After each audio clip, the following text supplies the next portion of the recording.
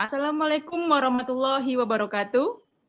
Waalaikumsalam warahmatullahi wabarakatuh.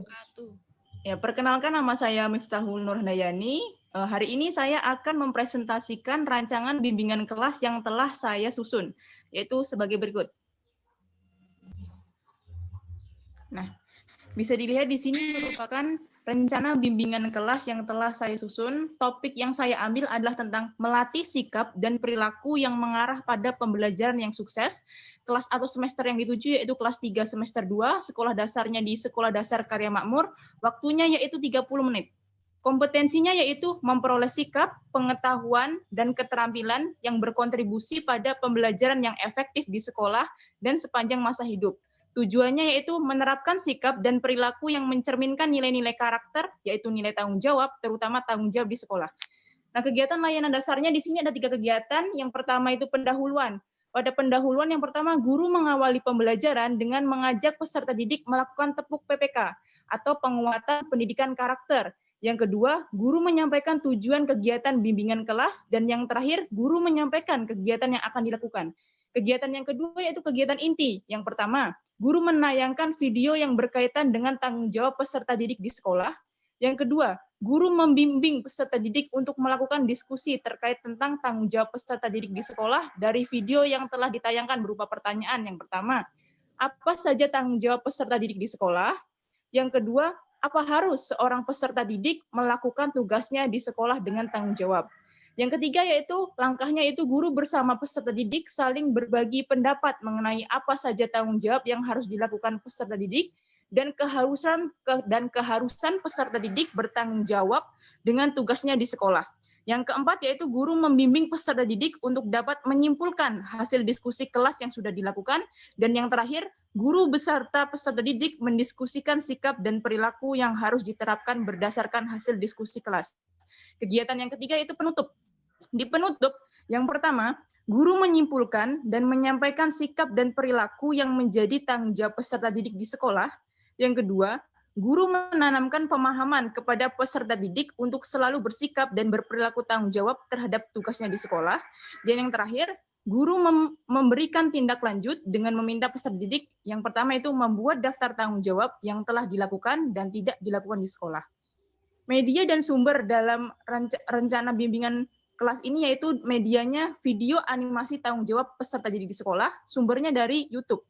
Penilaiannya yaitu tekniknya non-tes, bentuk penilaiannya tertulis, instrumennya angket. Nah, bisa dilihat sendiri di bawah ini merupakan contoh dari lembar penilaian yang angket, ya kan? Di sini terdapat 10 pertanyaan dengan pilihannya itu sangat setuju, setuju, tidak setuju, dan sangat tidak setuju, yang mana nanti peserta didik harus memilihnya dengan cara memberi centang kepada salah satu pilihan yang sudah disediakan.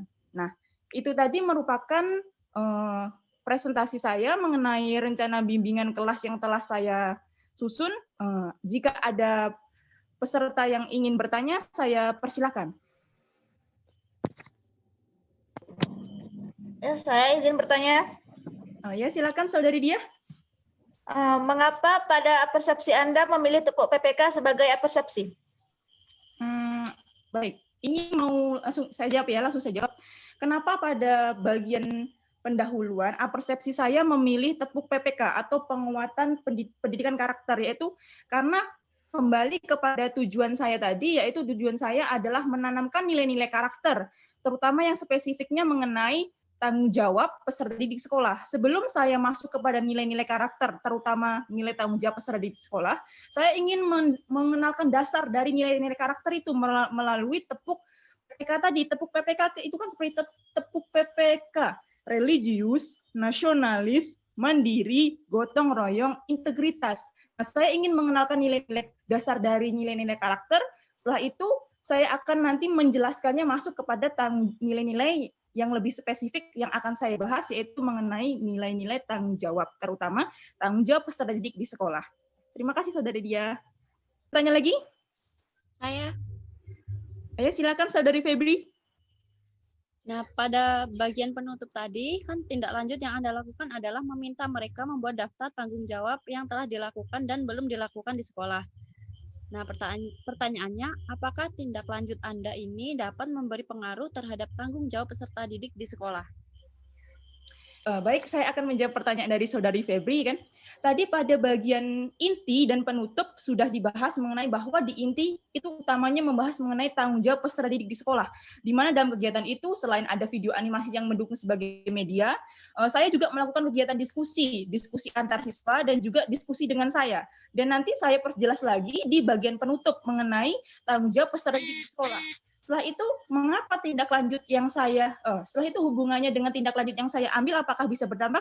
Saya berpikir seperti ini, dengan memberi tindak lanjut kepada mereka membuat daftar kegiatan tanggung jawab yang sudah mereka lakukan atau belum mereka lakukan di sekolah itu sebagai tindak lanjut adalah untuk membuat mereka selain paham mengenai materi tanggung jawab yang telah saya berikan, juga saya ingin melihat apakah jika saya memberikan tugas tersebut, peserta didik saya itu sikapnya atau perbuatannya atau aktivitasnya di sekolah itu akan lebih bertanggung jawab. Karena apa? Karena mereka itu terikat dengan tugas, di mana jika mereka hari ini contohnya peserta didik saya yang biasanya tidak berangkat tepat waktu, tapi karena saya memberi tindak lanjut bahwa kalian harus membuat daftar kegiatan atau aktivitas tanggung jawab yang telah kalian lakukan dan tidak lakukan di sekolah itu, nah mereka akan lebih berpikir bahwa saya harus berangkat lebih pagi kan. Jadi mungkin akan sedikit berpengaruh karena itu menjadi salah satu tanggung jawab tugas mereka juga. Ada pertanyaan lain? Saya, Saudara Mita. Oh ya, silakan Saudari Priayu. Dari kegiatan bimbingan kelas yang Anda buat, kenapa Anda lebih memilih penilaiannya dalam bentuk angket? Bisa dilihat tadi pada lembar penilaian saya membuat lembar penilaian dengan pertanyaan angket tertutup dengan keterangan setuju, sangat setuju, tidak setuju, dan sangat tidak setuju. Kenapa saya memilih angket? Karena saya ingin melihat apakah peserta didik saya sudah memahami mengenai materi tanggung jawab yang telah saya ajarkan kepada mereka, terutama tanggung jawab peserta didik di sekolah. Selain itu, kenapa saya memilih angket, terutama angket dengan pertanyaan tertutup, yaitu saya ingin melihat atau menyimpulkan hasil dari pembelajaran tadi, apakah mereka sudah paham melalui angket tersebut. Karena angket saya angket tertutup, sehingga kemungkinan mereka menjawab tidak sesuai dengan apa yang ingin saya tuju untuk kesimpulan itu sangat kecil. Itulah mengapa saya mengambil keputusan saya menggunakan instrumen penilaiannya itu berupa angket. Oke, terima kasih Saudari Prihayu. Baiklah, apa sudah tidak ada lagi pertanyaan? Cukup. Oke, kalau sudah cukup, saya cukupi juga. Saya akhiri. Wassalamualaikum warahmatullahi wabarakatuh. Waalaikumsalam warahmatullahi wabarakatuh. Waalaikumsalam warahmatullahi wabarakatuh.